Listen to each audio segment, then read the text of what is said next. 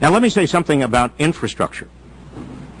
It seems to me that infrastructure spending is a very important and good way of stimulating the economy. The challenge will be to do it quickly, to find projects that can be done that have a high social return, that also can be done with the greatest speed possible. I am concerned, as I'm sure many of you are, that these jobs not simply go to high-skilled people who are already professionals or to white male construction workers.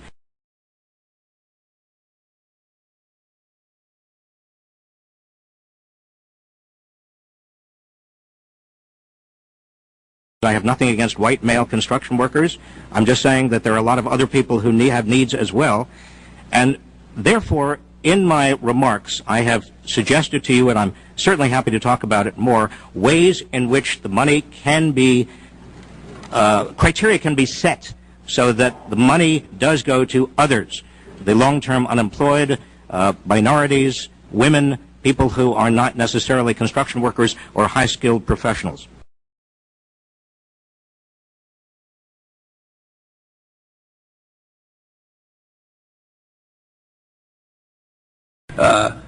First of all, there's no question we should give as much help to the states as we can. We have vehicles to do that. But with so many of our infrastructure problems, the state legislature wants their fingerprints on everything that goes through, and my great city of New York lost hundreds of billions of dollars destined for the city because they couldn't get cooperation from our state legislature.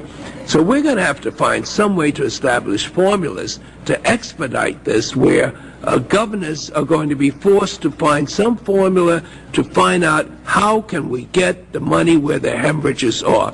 And whether Harlem is going to compete with it, Newark, is not nearly as important if at the end of the day we know where the joblessness are, where the fears are, and that we can get the federal formulas to target the relief to these communities once they meet that criteria.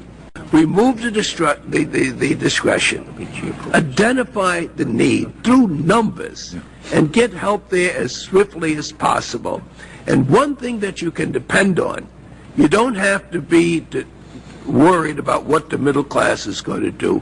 Things are so bad. They have to put food on their tables, get clothes for their kids, get them in school.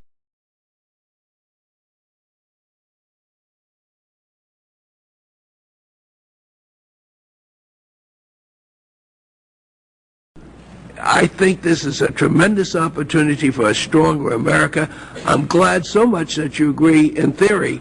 But I'm asking Dr. Reich, don't you think mechanically we can get rid of some of the fears that you express by mandating the criteria and the formulas? Andy was right. Mr. Chairman, absolutely. I think the formulas and criteria ought to be mandated. Governors should be given a choice of either signing on the bottom line or not.